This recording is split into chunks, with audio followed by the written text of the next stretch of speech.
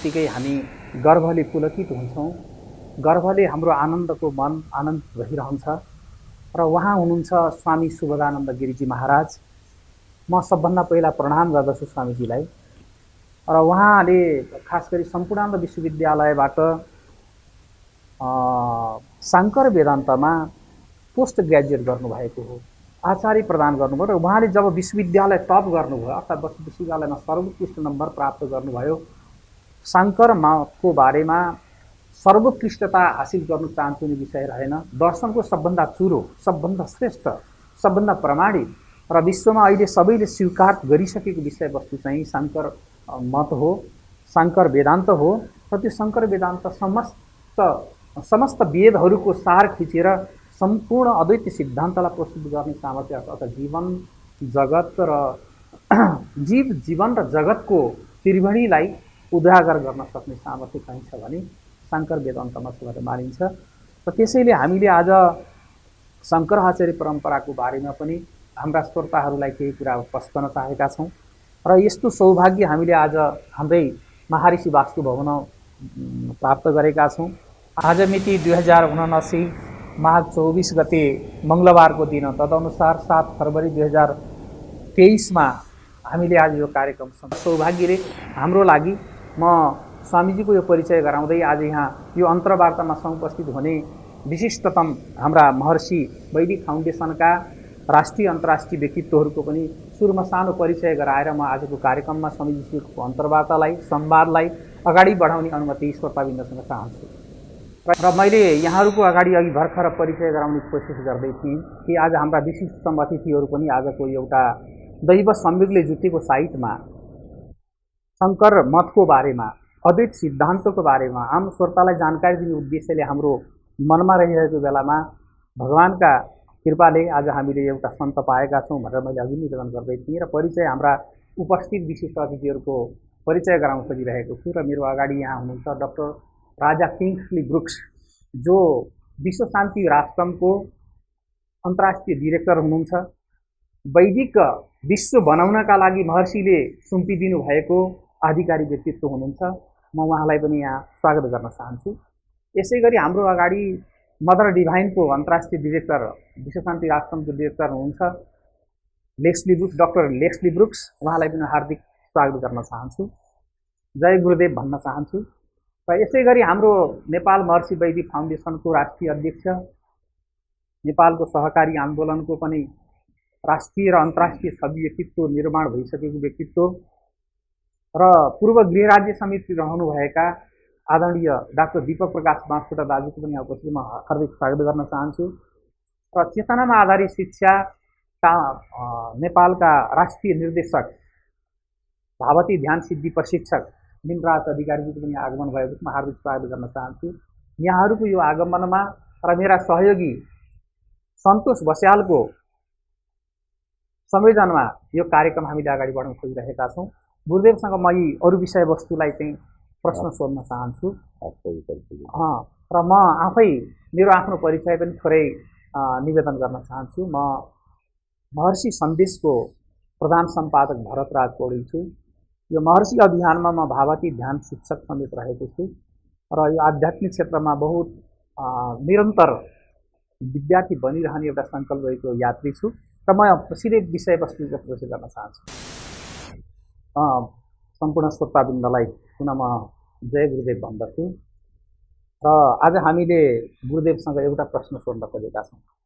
खास गरी वैदिक परम्परामा शङ्कर आचार्यको स्थान के हो र शङ्कर आचार्यको दर्शन, अद्वैत दर्शन आम पाठकका बिचमा एक किसिमले भ्रमपूर्ण सिर्जना पनि भएको स्थिति छ। त्यसलाई स्पष्ट पारिदिनका लागि म विशेष रूपमा गुरुदेवलाई अनुरोध गर्छु। सनातन धर्म, जो हमारा वैदिक सनातन धर्म है, वो प्राचीनतम धर्म है। वैदिक क्यों? क्योंकि वेद प्राचीन है, पुरातन वेद है। तो पुरातन वेद होने के कारण जितने भी सृष्टि में मानव रहते हैं, मानव ही छोड़े अन्य जो जीव रहते हैं सबके लिए संदेश है। मानव मात्र के जीव मात्र के कल्याण के लिए, जीव से संपूर्ण जीव आ जाते हैं, मनुष्य अकेला नहीं, जितने भी जीव है सभी सम्मिलित हो जाते हैं जीव मात्र के लिए। जो हमारे सनातन धर्म में जो व्याख्या की गई है वेदों में, वो वेदों में जो व्याख्या की गई वो यही की गई। वेद हमारा सबसे पहले संदेश देता है कि चरा में चलते रहो, चलते रहो, खड़े मत रहो। यदि हम चलते रहेंगे, प्रचलामः निरंतरम, चरावेति प्रचलामः निरंतरम, 12 वर्ष हमेशा निरंतर चलते रहे, खड़े ना रहे। ये संदेश हमारा वेद देता है। मैं चलने का संदेश देता है, आगे बढ़ने का, मार्ग प्रशस्त करने का, उन्नत होने का, उन्नति प्राप्त करने का जो मार्ग है वो वेद हमें बताता है। वेद का अर्थ होता है, वेद भगवान का स्वरूप है, अर्थात शब्द ब्रह्म है। वो शब्द ब्रह्म हमें शब्द के द्वारा हमें उस निराकार तत्व का बोध कराता है। शब्द के द्वारा ही उस परमात्मा का बोध कराता है। तो हमारे सनातन धर्म के बारे में, सनातन धर्म क्या है, सबसे पहले तो ये प्रश्न खड़ा होता है कि धर्म क्या है। सनातन माने निरंतर रहने वाला धर्म। निरंतर रहने वाला धर्म क्या है? जीव ब्रह्मात्म एक,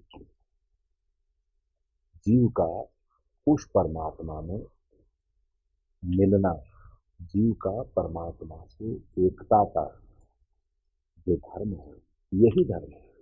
अर्थात स्वरूप में मिलना ही सबसे बड़ा धर्म है। अब एकता ही सबसे बड़ा धर्म है, तो क्या एक नहीं है? क्या प्रश्न खड़ा होता है। हाँ, एक नहीं है। क्यों एक नहीं है? क्योंकि अज्ञान है। जीव को ये ज्ञान नहीं है कि अहम ब्रह्मास्मि, मैं ब्रह्म हूं, ये जीव को बोध नहीं, अज्ञान है उसका। तो उसका उसका ज्ञान कराने के लिए गुरु जो होते हैं वो वेद के ज्ञान के द्वारा उपदेश करते हैं शिष्य को कि तत्त्वमसि। तत् अर्थात वो जो ब्रह्म, वो परमात्मा जो है सत्य स्वरूप, उस परमात्मा, वह परमात्मा त्वम अर्थात तू, अति मन है, वो परमात्मा तू है। ऐसा गुरु शिष्य को तत्वमसि महावाक्य के द्वारा उपदेश करता है। अब प्रश्न यहां खड़ा होता है कि शिष्य को क्या करना चाहिए। गुरु ने जो बताया है उस मार्ग को अपना करके और उस अपने स्वरूप में स्थित होना चाहिए, अथवा संसार में भटकना चाहिए। तो शिष्य का परम कर्तव्य है कि वो सत्य का मार्ग अपनाए। सनातन नाम है उसका, सनातन, निरंतर चलते रहे, अर्थात आगे बढ़ते रहे। आगे बढ़ने को चलना कहा गया है, पीछे आने को चलना नहीं कहा। जीव यदि पीछे आता है संसार की तरफ तो ये उसकी उन्नति नहीं है, ये अवनति है। और यदि वो आगे बढ़ता है, अर्थात अपना मार्ग उन्नत करता है, प्रशस्त करता हुआ आगे बढ़ता चला जाता है, और वो एक न एक दिन अवश्य, क्योंकि रास्ता सीधा वहीं गया है जो वेद ने बताया है, गुरुओं ने जो बताया है, वो रास्ता सीधा वहीं गया है इस परमात्मा तक। लास्ट स्टेशन वही है, वहीं जाकर के स्थित होना है। तो आदिगुरु शंकराचार्य जी की ने जब हमारे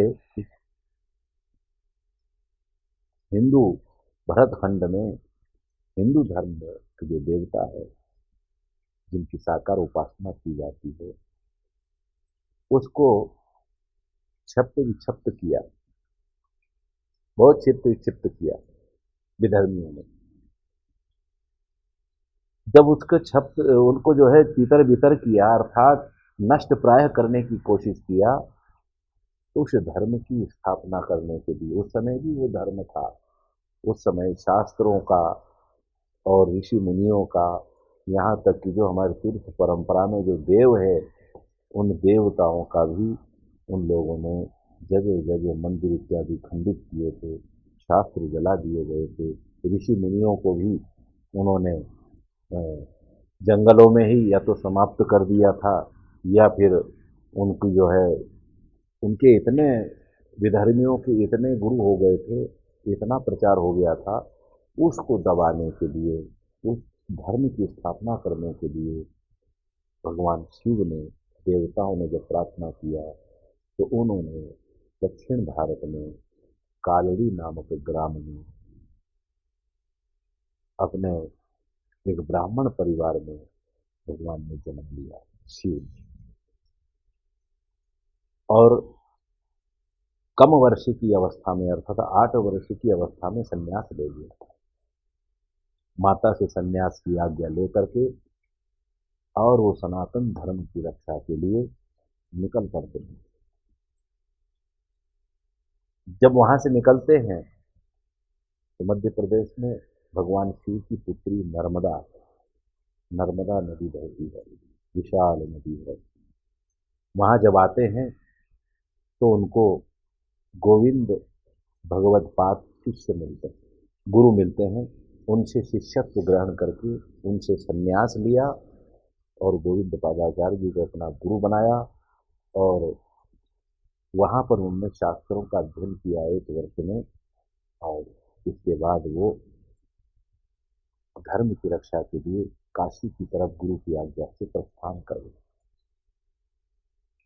वहां जाकर के उन्होंने धर्म का प्रचार किया, विधर्मियों से शास्त्रार्थ किया, बौद्धों और जैनों से शास्त्रार्थ किया। उनके आज शास्त्रार्थ के आप जब प्रस्थानत्रयी उपनिषद, गीता और ब्रह्मसूत्र पर जब उनके भाष्य को पढ़ेंगे, तो उन्होंने उनसे जो शास्त्रार्थ किया, वो शास्त्रार्थ जो है पूर्व पक्ष और उत्तर पक्ष बना करके स्वयं ने शास्त्रार्थ किया। उनके सिद्धांत को, जो थे बौद्धों के, जैनों के जो सिद्धांत थे, उन सिद्धांतों को, कि उन सिद्धांतों में क्या कमियां हैं, वास्तविक सिद्धांत क्या है, इसका उनको बोध कराया, उनको परास्त किया, और परास्त करके उन्होंने सनातन धर्म की पुनः स्थापना किया आद्य गुरु ने। और उन्होंने अपना कोई दर्शन नहीं बनाया, उनमें तो केवल जो वेद का, वेद में 4 भाग है, ब्राह्मण भाग, मंत्र भाग, संहिता भाग, उपनिषद भाग।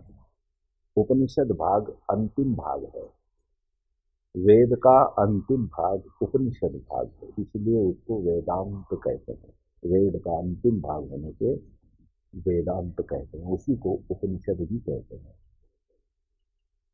तो उन उपनिषदों में उन वेद के तात्पर्यों का उन्होंने अद्वैत ब्रह्म की उपासना, उसकी प्राप्ति, उसका ज्ञान कैसे किया जाता है, क्योंकि वेद का अर्थ लगाना कोई किसी के बस का नहीं था, बड़ा कठिन था। आद्य गुरु ने सरल भाष्य लिख करके और जन जन तक उन्होंने उस वेद का अर्थ बताया। और वेद का अर्थ क्या था? समस्त उपनिषदों का तात्पर्य उस जीव ब्रह्म एकता में है। इसलिए शंकराचार्य जी कहते हैं ब्रह्म सत्यम जगन मिथ्या जीव ब्रह्मेव नाम। इसी अद्वैत सिद्धांत को स्थापित किया अपने भाष्यों में, और उन्होंने कहा कि एक वो परमात्मा जो है सत्य, चित और आनंद, जिनको कहा गया तैत्तिरीय उपनिषद में सत्यम ज्ञानम अनंतम ब्रह्म, वो जो परमात्मा है सत्य स्वरूप, चैतन्य स्वरूप और आनंद स्वरूप, उस परमात्मा का ज्ञान कैसा करना चाहिए, अपने भाष्य में उपनिषदों की व्याख्या करके उन्होंने बड़ा सुंदर ढंग से उस तत्व को स्थापित किया। अब वो जो अब वो जो परमात्मा है, क्योंकि उसके बारे में कहा गया है, उसके दो लक्षण हैं परमात्मा के, एक स्वरूप लक्षण, एक तटस्थ लक्षण। तटस्थ लक्षण में कहा गया है, यतो वा इमानि भूतानि जायन्ते ये न जातानि जीवन्ति यत् प्रयन्ति अभिशब्दिशन्ति तद ब्रह्म तद विजिज्ञासते। कहा गया है कि यतो वा इमानि भूतानि, यतः मैंने जिस परमात्मा से ये संपूर्ण भूत प्राणी उत्पन्न हुए हैं, उसी में स्थित है और उसी में जो है लय को प्राप्त हो जाते हैं। तो कहते हैं यतो वा इमानि भूतानि जायन्ते ये न जातानि जीवन्ति यत् प्रयन्ति अभिशम विशन्ति। वो कौन है? बोले वो ब्रह्म है, तद ब्रह्म। उसको क्या करना चाहिए? बोले तद वे जिज्ञासा करते, बोले उसकी जिज्ञासा करना चाहिए, उस परमात्मा को जानना चाहिए जिसके द्वारा ये संपूर्ण अंड ब्रह्मांड उत्पन्न हुआ, उसी में स्थित है और उसी में लय को प्राप्त हो जाते। जिस प्रकार की समुद्र में जो लहर है, जो तरंग है, तो वो अलग नहीं है, जल से अलग नहीं है। जल में जो लहर है, जो तरंग है, वो जल से अलग नहीं है, तो जल ही है। तो उसी जल से ही उत्पन्न हुई, उसी जल में लहर रहती है और उसी जल में ही वो विलीन भी हो जाती है। इसी प्रकार परमात्मा ये अथाह सागर है, आनंद का सागर है, सच्चिदानंद है। उस परमात्मा में ही ये जगत उत्पन्न होता है, उसी परमात्मा में ही ये जगत स्थित है, जो आज दिखाई दे रहा है, जो भी लग रहा है, जैसा भी सच झूठ, और उसी में एक दिन लय को भी प्राप्त हो जाएगी। उसी जिस प्रकार की लहर उत्पन्न नहीं हुई, यदि उसका स्पर्श करेंगे तो लहर नहीं, वो जल ही है, वो तरंग नहीं है, वो जल ही है। और उसका पान करेंगे तो लहर नहीं, वो जल का ही पान होगा, अर्थात वो जल ही है, लहर नहीं है, वो तरंग नहीं है। एक भ्रांति है, भ्रांति हो गई कि ये जल नहीं है, ये तरंग है, लहर है। और वास्तविक दृष्टि से यदि विचार किया जाए तो वो जल ही है, जल के अलावा कुछ नहीं है। उसी प्रकार ये परमात्मा का जिस प्रकार की लहर जल ही है, जल के अलावा कुछ नहीं है, उसी प्रकार परमात्मा से ही ये संपूर्ण सृष्टि उत्पन्न हुई है, उसी में स्थित है और उसी परमात्मा में विलीन हो जाएगी। तो जिस प्रकार की जल लहर के अलावा कुछ नहीं है, उसी प्रकार ये संपूर्ण ब्रह्मांड जो उत्पन्न हुआ है, ये जगत, ये संसार, ये उस परमात्मा के सिवा और कुछ नहीं। परमात्मा ही है। जो हमको लग रहा है कि ये संसार है, ये पेड़ पौधे, मनुष्य, पशु पक्षी, जीव जंतु इत्यादि जो लग रहे हैं, ये वास्तव में कुछ नहीं है, एक परमात्मा का विशाल स्वरूप है। उसी स्वरूप में सब ये अनुभूति हो रही है। ये परमात्मा का तटस्थ लक्षण है, वो परमात्मा का स्वरूप लक्षण है। सत्यम ज्ञानम अनंतम ब्रह्म यो वेद निहितम गुहायाम परमे व्योमन। कहा गया है कि वो जो परमात्मा सत्य स्वरूप है, सत्य अर्थात त्रिकालाबाध्यत्वम सत्यत्वम, अर्थात तीनों कालों में उसका बाध नहीं होता। तात्पर्य है कि वो तीनों कालों में रहता है, भूतकाल में भी, भविष्य काल में भी, वर्तमान काल में भी वो रहता है। इसलिए वो सत्य है, अर्थात निरंतर सतत रहता है, इसलिए वो सत्य है और चैतन्य स्वरूप है, जड़ नहीं है। जड़ वस्तु में कोई क्रिया नहीं होती है, किंतु चैतन्य वो परमात्मा है, जड़ नहीं है, और वो आनंद स्वरूप है, अर्थात वो आनंद का भंडार है। तो ये परमात्मा का स्वरूप लक्षण है। वो परमात्मा कहाँ रहता है? तो ये वेद निहितम गुहायाम, बोले वो हृदय रूपी गुफा में रहता है। जो इसको इस प्रकार जानता है, कहते हैं उपनिषदों में कि अंगुष्ठ मात्रम, वो हृदय प्रदेश में कहाँ रहता है? अंगुष्ठ मात्र। जो अंगुष्ठ प्रदेश हृदय है, अंगूठे की तरह इस हृदय स्थित में रहता है। बोले कहाँ रहता है? बोले बुद्धि में स्थित रहता है। तो उस परमात्मा को जानना चाहिए। ये परमात्मा का स्वरूप लक्षण है। तो आद्य गुरु शंकराचार्य जी ने एक दृष्टि दिया। जो दर्शन है, वेदांत दर्शन है, 6 शास्त्र है। वेदांत दर्शन, मीमांसा दर्शन, वैशेषिक दर्शन, न्याय दर्शन, योग दर्शन, सांख्य दर्शन, ये 6 दर्शन हैं। इसमें वेदांत दर्शन जो है, इस वेदांत दर्शन में आद्य गुरु ने एक दृष्टि प्रदान किया, एक दिशा दिया कि हमें जो है उस अद्वैत परात्पर परब्रह्म की तरफ जाना है। इसलिए कहा गया है कि ये ज्ञान जो है, कहते हैं कि वेदाहमेतम पुरुषम पुराणम आदित्य वर्णम तमसः परस्तात्। कहते हैं वेदाहमेतम पुरुषम पुराणम आदित्य वर्णम तमसः परस्तात्। बोले अंधकार भी उससे दूर हो जाता है, अंधकार से परे है, अर्थात अविद्या से अज्ञान से परे है। कैसा है वो? आदित्य वर्णम, बोले प्रकाश। इसलिए उस परम तत्व परमात्मा को जानना चाहिए। उसी में हमारी गति है, यही भक्ति है, यही तप है, यही ध्यान है, यही योग है, यही ज्ञान है कि हम उस परमात्मा को जानें। इसी में हमारा पुरुषार्थ है और यही हमारे मानव जीवन का लक्ष्य है। गुरुदेव, आपने बहुत हमको कृतार्थ किया। मैं एक प्रश्न इस संदर्भ में पूछना चाहता हूँ कि शंकराचार्य परंपरा में जगतगुरु शंकराचार्य ब्रह्मानंद सरस्वती का शिष्य, योग्यतम शिष्य महर्षि महर्षि महेश योगी जी को योगदान को बारे में ये संदर्भ में यो शंकराचार्य परंपरा के संदर्भ में के रहेको छ यो कुरो बताइदिनु म हार्दिक अनुरोध गर्छु।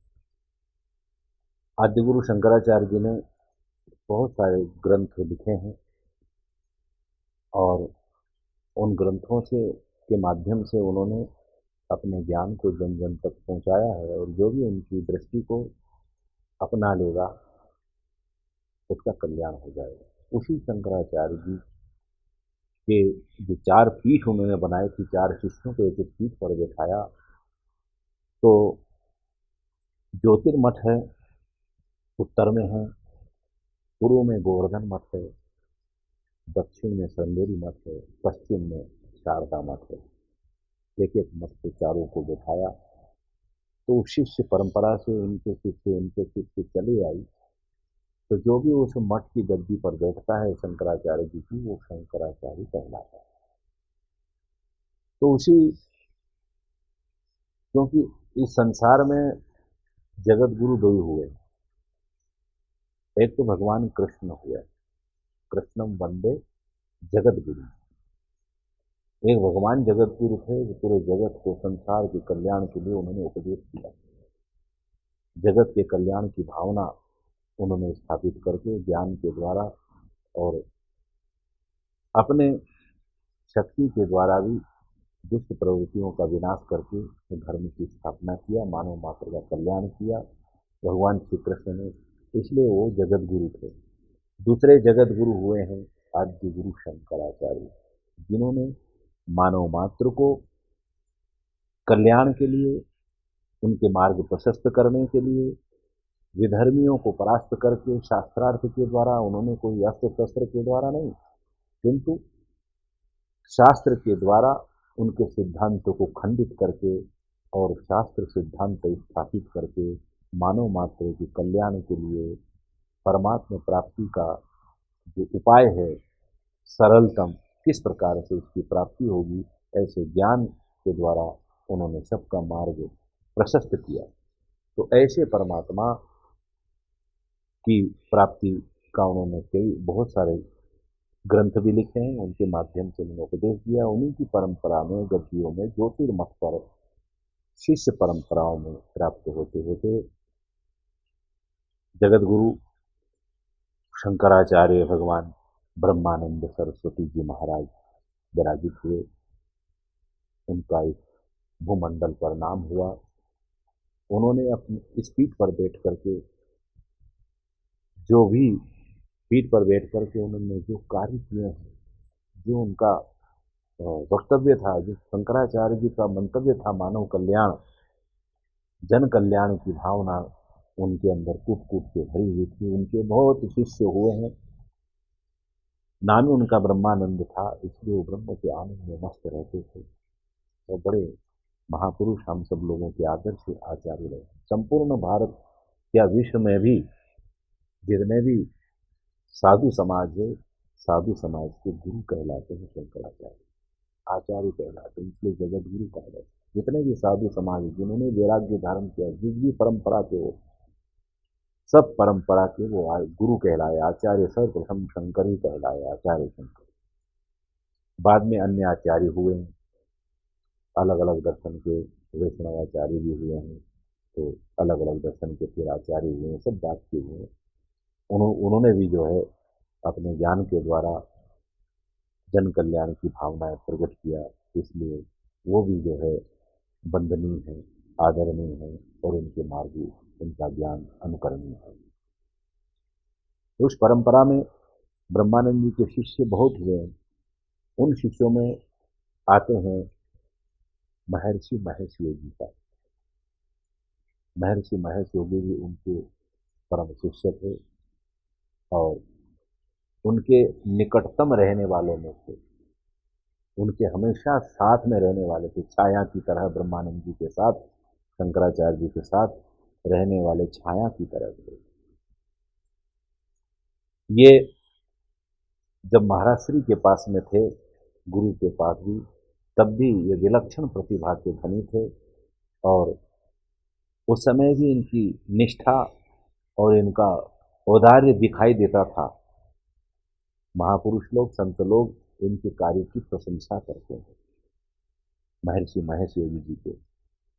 इन्होंने, इनके अंदर वो जन जन की भावनाएं थी, इसलिए वो शंकराचार्य पद के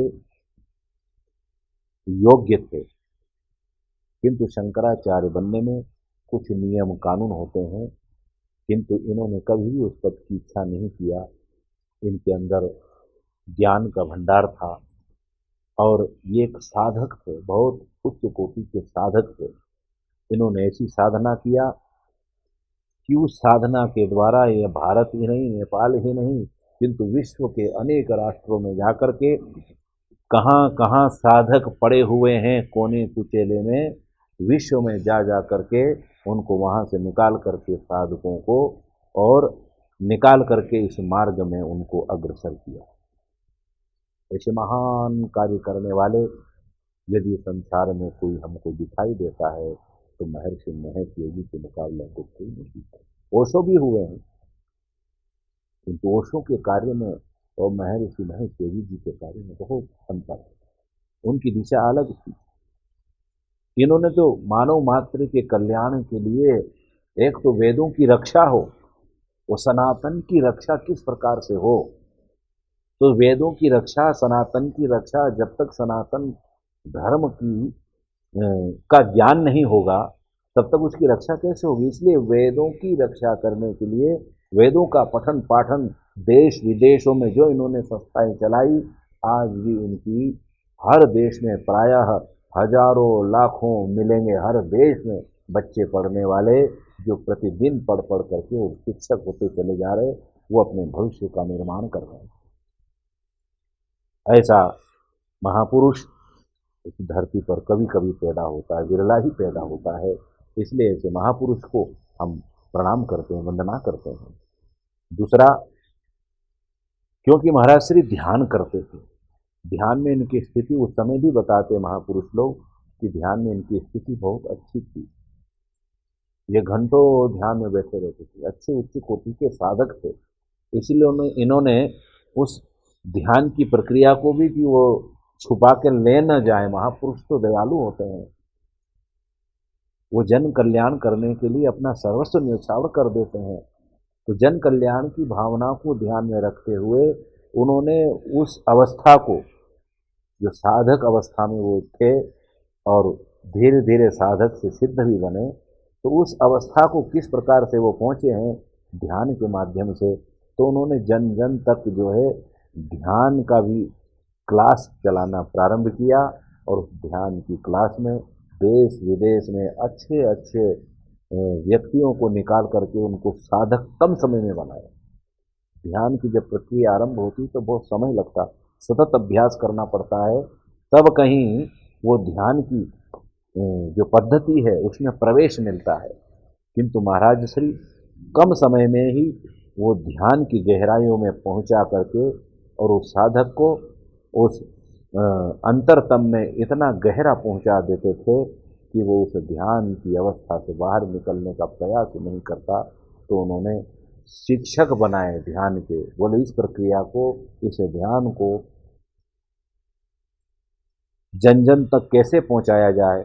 तो महाराज श्री ने कुछ साधकों को वो ध्यान की टेक्निक सिखाई, और सिखा करके उन्होंने उनको शिक्षक बनाया, और शिक्षक बना करके ध्यान के शिक्षक जब बने तो उनके ध्यान के शिक्षकों को आदेश दिया कि अब आप लोग ध्यान शिक्षक बनाइए।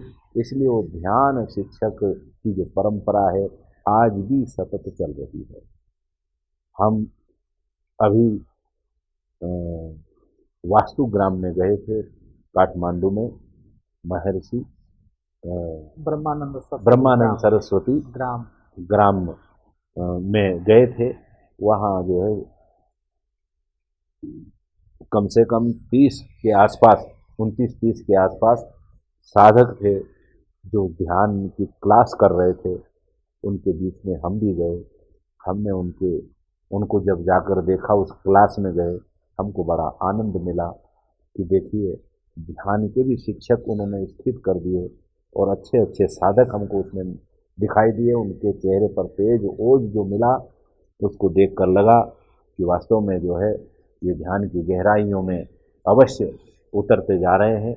तो वो महाराज श्री तो ऐसी परंपरा बना गए कि आज भी यहाँ पर भी हमारे doctor Kingsley brooks, doctor Kingsley brooks रहते हैं, डॉक्टर जो अमेरिका के हैं, और लेस्ली ब्रुक्स रहते हैं, जो अच्छे साधक हैं। महाराज जी ने स्वयं ने इनको साधना सिखा करके, ध्यान की प्रक्रिया सिखा करके, और इनको ध्यान के टीचर बनाए। ये हजारों लाखों लोगों को भी इनको जो है महिला मंडल इनको सौंपा, और इनको किंग बनाया, ताकि जो है ये उन्होंने अपना देश भी बनाया, प्रदेश बनाए, मुख्यमंत्री बनाए, कैबिनेट बनाए। ऐसा कार्य करने वाला एक महानतम व्यक्ति जो होता है, वो यदि देखने में कोई आता है तो हमें तो, हमारी दृष्टि में तो महर्षि महेश योगी जी के अलावा दूसरा कोई महापुरुष देखने में नहीं आया, जिन्होंने इतना बड़ा कार्य किया। जो आद्य गुरु शंकराचार्य जी ने जो परंपरा स्थापित किया था मानव कल्याण की, उस मानव कल्याण की परंपरा को यदि बरकरार रखने में यदि आज देखा जाए तो महर्षि जी की संस्थाओं में जाकर देखें तो सतत यज्ञों के माध्यम विश्व शांति के लिए सतत यज्ञ चलते रहते हैं। एक नहीं, दो नहीं, हजारों यज्ञ चल रहे हैं। हजारों यज्ञ करने वाले, हवन करने वाले, वेद के पाठ करने वाले, वेदों का अध्ययन करने वाले हजारों छात्र यहाँ पर है। ध्यान करने वाले हजारों साधक मिलेंगे। जब आप इसमें प्रवेश करेंगे, महर्षि संस्था में जब प्रवेश करेंगे तो आपको देखने को मिलेगा कि वास्तव में आज भी इनका जो प्रयास है, पुरुषार्थ है मानव कल्याण का, वो निरंतर चल रहा है, और ये सतत चलता ही रहता है। हम कामना करते परमात्मा से कि ये मानव कल्याण का जो ये सतत बहुत सारे इनके प्रारूप हैं, ये चल रहे हैं, ये चलते रहें, आगे चलकर धीरे धीरे ये आगे बढ़ते ही जाएंगे, और मानव को एक नया संदेश मिलता चला जाएगा। तो ये आज हम भी यहाँ आकर के बड़े प्रसन्न हैं। पहली बार वैसे तो हम महर्षि जी की संस्थाओं में गए हैं, किंतु यहाँ पर जो आज आए हैं हमारे माननीय वंदनीय आचार्य दीपक प्रकाश भास्कुटा जी, यहाँ के जो अध्यक्ष हैं, उनके माध्यम से यहाँ पर आए हैं, और हमारे भरत जी पौडेल आचार्य हैं, जो इस महर्षि संदेश पुस्तिका के संपादक हैं, और हमारे आधारित शिक्षा का निर्देशक, हाँ, और निंद्रा अधिकारी जी हैं, जो यहाँ के ध्यान टीचर हैं, और हमारे संतोष जी हैं जो कैमरामैन हैं, इन सब के माध्यम से आज यहाँ आकर के हमको बड़ी प्रसन्नता हुई, अच्छा लगा। और हम संदेश देना हाँ चाहते हैं कि इस महर्षि संस्थान से हर व्यक्ति आए, जुड़े, अध्ययन करें, ध्यान करें और साधना करें। और सनातन जो हमारी परंपरा है, जो धर्म है, सनातन धर्म यही है। कोई हिंदू धर्म को सनातन नहीं कहेंगे। सनातन मतलब उस परमात्मा, जो परमात्मा है, उस परमात्मा को प्राप्त करना, जीव और ब्रह्म की एकता होना ही सनातन धर्म है। वही सनातन धर्म की जो रक्षा करेगा, अर्थात इसके लिए जो प्रयास करेगा, और जो जानना चाहता है, जो साधक है, वो आए और यहाँ जाने। यहाँ पर जो है आपको उस परमात्मा के बारे में अनेक मार्गों के द्वारा उसमें स्थित कराए जाने की यह प्रक्रिया बताई जाती है। गुरुदेव, आपको बहुत बहुत आभार व्यक्त करता हूँ। साथ साथ साथ ही साथ आपको एक और प्रश्न भी पूछना चाहता हूँ। मेरा हिंदी तो उतना अच्छी नहीं है। नेपाली में बोलिए। हाँ, म नेपालीमा नै गुरुदेवसँग प्रश्न के सोध्न चाहन्छु भने, जसरी भारत सरकारले शङ्कराचार्यबाटै यहाँलाई विद्यारत्न उपाधि जस्तो एउटा विशिष्टतम विद्वानको एउटा उपाधि प्रदान गर्यो। यहाँले 9-9वटा स्वर्ण पदक प्राप्त गर्नुभयो, एउटा रजत पदक गरेर 10औँवटा पदक प्राप्त गर्नुभयो। 29 वर्षदेखि अगाडि यहाँ सन्यासको जीवन यात्रामा हुनुहुन्छ।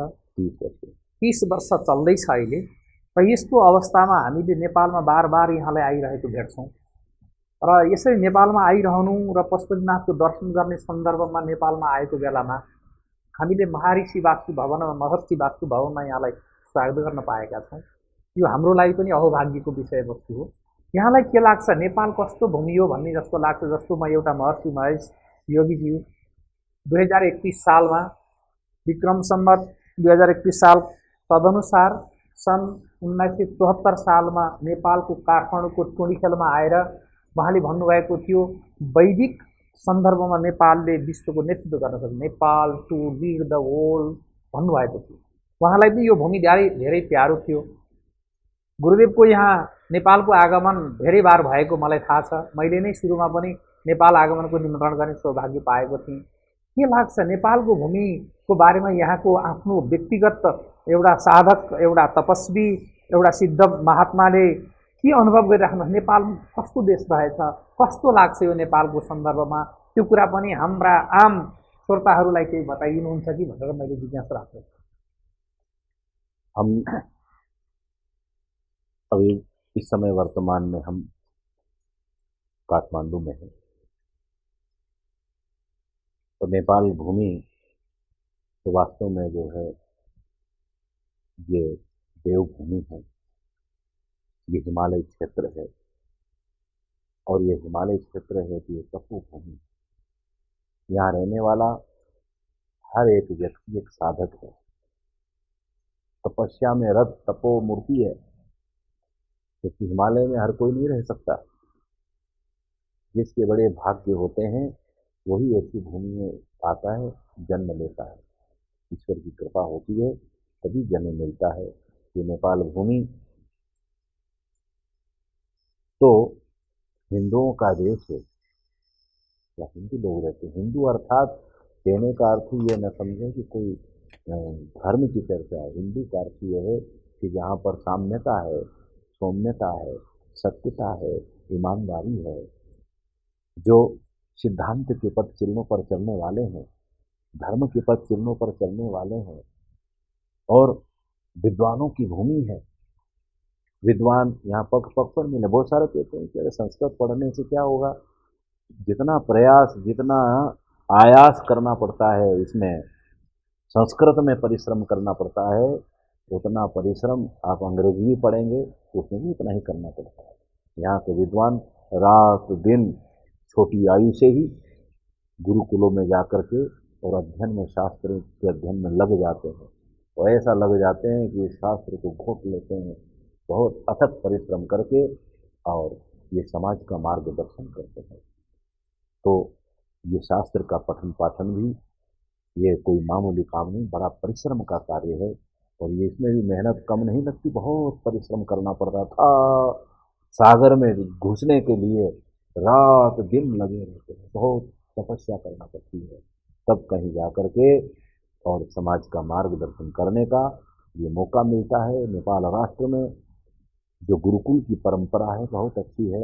हमने यहाँ देखा है सरकार भी उसको बढ़ावा देती है, सरकार से भी फंड मिलता है और जगह जगह वेद पढ़ाए जाते हैं यहाँ पर। तो और बड़े बड़े विद्वान उन गुरुकुलों से पैदा होते हैं। ये तो विद्वानों की भूमि है नेपाल। ये तो भक्तों की भूमि है। यहाँ तो भगवान सालग्राम भी खेलते रहते हैं। गंडकी नदी में सालग्राम देखो लुढ़कते आते हैं, तो भगवान भी लुढ़कती है। ये भूमि तो ऐसी सालग्राम की भूमि है। ये तो पावन भूमि है। भगवान सालग्राम के एक एक पत्थर ये जो दिखाई देते हैं, एक एक कंकण, जैसे कहते हैं ना नर्मदा का एक एक कंकण शंकर है, उसी प्रकार यहाँ पर जो है एक एक कण जो दिखाई देता है वो सब सालग्राम ही है। यहाँ जितने भी नेपाल में रहने वाले हैं वो सब सालग्राम का स्वरूप ही है। भगवान सालग्राम के क्षेत्र में हर किसी को जन्म नहीं मिलता।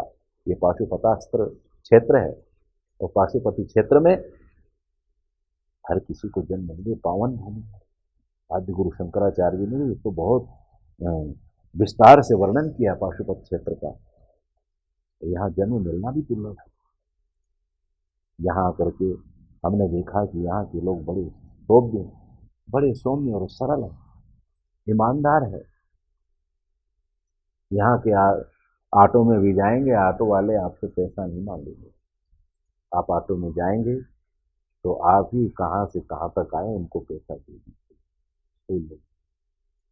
किंतु आपसे नहीं कहेगा लाओ निकालो टिकट निकालो, ऐसा काम नहीं है। तो वहाँ भी देखो एक ऑटो वाला, रिक्शा वाला भी एक सामान्य इतना ईमानदार है और यात्री भी इतने ईमानदार है कि वो उसको ऐसा नहीं कि पैसा ना दे उतर जाए, नहीं पैसा देते ही जाते हैं। और यहाँ के लोग इतने सौम्य, उनका जब देखेंगे आचरण देखेंगे तो हमको तो नेपाल की भूमि बहुत अच्छी लगी। इतनी पावन पवित्र, चारों तरफ हरा भरा हिमालय का क्षेत्र। हमको तो लगता है कि यहीं कुछ दिन रह करके साधना तपस्या करें और यहाँ कुछ नई अनुभूतियाँ आनंद मिले। किंतु फिर भी जितने दिन हम रहे हैं यहाँ रहने से हम भूल ही गए कि हम कहाँ से आए। ये अनुभूति तो हमको वैसे भी हुई इतने दिन से रहे। तो इस भूमि का तो गणना जो है विश्व में है, क्योंकि यहाँ के राजा ने भी, यहाँ के जो राजा थे उनका भी नाम था विश्व में। जगह जगह देशों विदेशों में जाते थे, उनका सम्मान होता था, हर जगह होता था। और नेपाल भारत तो एक ही है, अलग नहीं है। जैसे प्रकार की प्राण और शरीर, प्राण से शरीर को अलग नहीं कर सकते हैं, उसी प्रकार से नेपाल भारत एक ही है। भारत नहीं, भरत खंड है। जम्बू द्वीप बहुत बड़ा है, ये जम्बू द्वीप भरत खंड एक ही है। तो ये पूरा शांति का क्षेत्र माना जाता है, ये ज्ञान की भूमि मानी जाती है। ये भगवान पशुपति का क्षेत्र है, भगवान शिव के गण है। इसलिए पावन भूमि को हम बार बार प्रणाम करते हैं। यहाँ के राष्ट्र देवता को प्रणाम करते हैं, भगवान गणपति नंदन को प्रणाम करते हैं, सालग्राम की भूमि को। तो हमको तो बहुत अच्छी भूमि लगी। गुरुदेव म पुनः आभार व्यक्त गर्दछु। नेपाल र भारतको आध्यात्मिक सन्दर्भमा भारतवर्ष आर्यवर्त क्षेत्रको धार्मिक सांस्कृतिक आध्यात्मिक सन्दर्भमा एउटै मूल्यले प्रभावित भएको जो सङ्केत गर्नुभयो।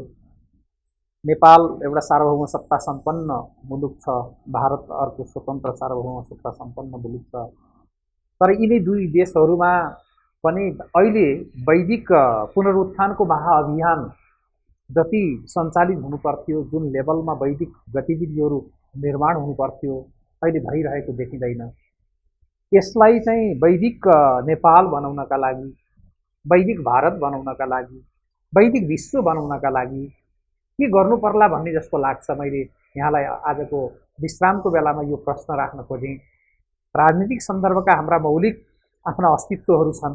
नेपाल स्वतन्त्र सदा स्वतन्त्र गोरक्षक नेपाल राष्ट्र रहिरहेको छ। भारत आफ्नो स्वतन्त्रता पराधीन भए पनि पुनः स्वतन्त्र राष्ट्र भएर पछि स्थापित भएको छ। यहाँका भारतका बासिन्दाहरू चाहिँ आफ्नो मौलिक परम्परामा, वैदिक मौलिक परम्परामा आफ्नो जीवन शैली बिताउँदै आएका छन्। यो सभ्यतालाई पुनरुत्थान गर्नका लागि के त्यस्तो सूत्र हुन सक्छ जसले गर्दा हामी फेरि पुनः एउटा वैदिक एउटा आलोकमा हाम्रो जनजीवनलाई चाहिँ हामी डोर्याउन सक्छौँ? एउटा साधु, एउटा सन्त, एउटा सन्यासीका रूपमा यहाँले आफ्नो साधनाको रूपमा के देख्नु भएको छ त्यो कुरा निवेदन गरिदिनु हुन, बताइदिनु हुनका लागि म निवेदन गर्दछु।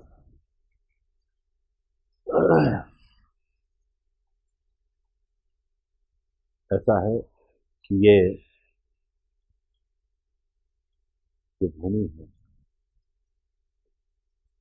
ये भारत खंड बोला जाता है, भारतवर्ष से बोला जाता है। भारतवर्ष से नेपाल और अफगानिस्तान, बांग्लादेश, इराक, ईरान, ये सब देश आते हैं। ये पूरी भारत जम्बूद्वीप में आता है। हम सबकी संस्कृति, पहले सभी हिंदू थे यहाँ पर। क्या है, वैदिक राष्ट्र बनाने के लिए सबसे पहले हमको क्या करना पड़ेगा कि हमें अपने धर्म पर स्थित होना पड़ेगा। जो हमारा धर्म जो वैदिक है, वेद ने जो बताया है, हमें वैदिक होना पड़ेगा। जब तक हम वैदिक, सभी देश यदि वेद, क्योंकि वेद को क्यों माने, ये भी प्रश्न खड़ा होता है। वेद तो हिंदुओं का है। नहीं, वेद हिंदुओं का नहीं है। वेद तो मानव मात्र के कल्याण के लिए संपूर्ण जीवों का है। और जो भी कल्याण मार्गी हैं उनको तो वेद पढ़ना ही चाहिए, वेद के ज्ञान को लेना ही चाहिए। संपूर्ण विद्याएं इसमें है। परमात्मा की विद्या तो है ही है। इसके अलावा आपके शारीरिक आयुर्वेद जो बताया गया है, वो आपके शरीर की रक्षा कैसे होगी, आपका शरीर स्वस्थ कैसे रहेगा, वो भी उपाय बताया। आपको रहना है तो घर में कैसे रहना है, कैसा घर होना चाहिए, वो भी वेद में वर्णन है। वो भी वास्तु शास्त्र जो है वो भी निर्देश करता है कि आप किस भूमि में रहना चाहिए। आपको खाना भी है तो आपको क्या खाना है ये भी बताया गया है, और कैसे खाना है ये भी बताया गया है, और क्या क्या खाना चाहिए। सात्विक, राजस और तामस भगवान ने गीता में भी 3 प्रकार का अन्न जो बताया है। तो सात्विक भोजन, राजसी भोजन और तामसी भोजन, 3 प्रकार का जो भोजन बताया गया है। तो सात्विक भोजन करने वाला, सात्विक आहार से सात्विक मन का निर्माण होता है, और सात्विक मन के द्वारा ही हम वेदों के तात्पर्य को समझ पाएंगे। इसलिए हमें वेदों के तात्पर्य को समझने के लिए आहार भी सात्विक होना चाहिए, हमारा शरीर भी स्वस्थ होना चाहिए। यदि हमारा शरीर स्वस्थ नहीं हुआ तो हम कुछ नहीं कर पाएंगे। स्वस्थ शरीर हो, स्वस्थ मन हो, तो स्वस्थ शरीर में क्या क्या होना चाहिए, कैसे स्वस्थ शरीर है ये भी वेद में बताया है। स्वस्थ मन कैसे हो ये भी वेद में बताया है, और परमात्मा कैसा है और उसको कैसे प्राप्त करना ये भी वेद में बताया है। इसलिए हमारी हर क्रिया, प्रातः काल उठते ही बताया कि पहले से प्रातः काल उठते ही आप जो है धरती माता को प्रणाम करें, ये भी बताया। क्योंकि हमारा वजन, हम जैसे पांव रखेंगे तो हमारा वजन धारण करती पूरा दिन भर इस माता को प्रणाम करना चाहिए। तो ये सब प्रक्रियाएं, सिद्धांत हमारी संस्कृति है, ये वैदिक संस्कृति है। वैदिक संस्कृति को अपनाना ही पड़ेगा। हम जो है असली बने, नकली न बने। वेद हमको असली बनाता है, और जो वेद के विमुख हुआ है वो नकली है, और नकली मार्ग में सुख नहीं है। वहाँ सुख भी मिलेगा तो नकली सुख मिलेगा। और असली सुख जाना है तो वेद को, मार्ग को अपनाना पड़ेगा। इसलिए हम यही कहना चाहते हैं कि संपूर्ण मानव मात्र को वेद ने जो कहा है उसके अनुसार आप जिए। गृहस्थ जीवन भी अपनाना है तो वेद में कहा गया गृहस्थ जीवन अपनाइए, संतान उत्पत्ति करिए। कैसे संतान उत्पत्ति, कैसी संतान आपको चाहिए ये भी बताया गया है। शिव स्वरोदय में भगवान शिव ने माता पार्वती को वर्णन भी किया है। वहां जो है आपको संतान की उत्पत्ति करना है तो कैसी संतान चाहिए, कब करना चाहिए, कैसे करना चाहिए, वो भी वहां भगवान शिव ने स्वयं बताया। वेदों में गृहस्थ मार्ग का वर्णन किया गया कि गृहस्थ को कैसे होना चाहिए, उसका क्या कर्तव्य है, ब्रह्मचर्य कैसा होना चाहिए, ब्रह्मचर्य का वर्णन किया गया है।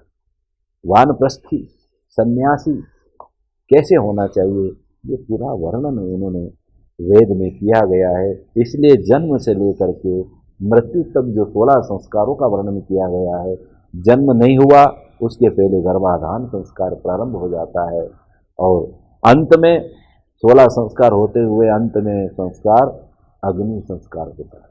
16 संस्कार में पूरा जीवन बंधा हुआ रहना चाहिए।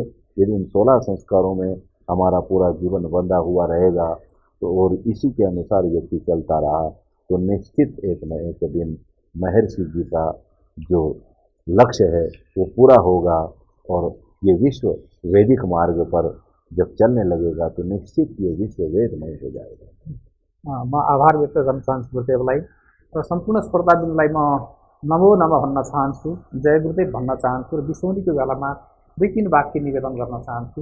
यहाँहरूलाई यो हाम्रो कार्यक्रम महर्षि वैदिकीको कार्यक्रम कस्तो लागेको छ, यहाँहरूले चाहिँ त्यसको प्रतिक्रिया अवश्य दिनुहुनेछ। यहाँहरूलाई मन पर्यो भने यसलाई सब्सक्राइब गर्न सक्नुहुनेछ। यहाँहरूलाई अझै धेरै मन पर्यो सेयर गर्न सक्नुहुनेछ। हामीलाई अमूल्य सल्लाह सुझाव दिनुभयो भने यो कार्यक्रमलाई हामीले वैदिक पुनरुत्थानको महाअभियानमा सम्पूर्ण मानिसहरूको जीवन, प्राणीहरूको जीवन सुखमय होस्, शान्तिमय होस्, आनन्दमय होस्, असतबाट सत्तिर जाने मार्ग प्रेरित हुन सकियोस्। त्यसैले असतोमा सद्गमय, तमसोमा ज्योतिर्गमय, मृत्युमा अमृतम गमयको बाटोमा हामी अघि बढ्न सकौँ भन्ने ध्येयले हामीले आम लोक कल्याणका लागि यो कार्यक्रम सञ्चालन गर्ने प्रयत्न गर्दैछौँ, कोसिस गर्दैछौँ, सङ्कल्प गरेर अगाडि बढ्दैछौँ।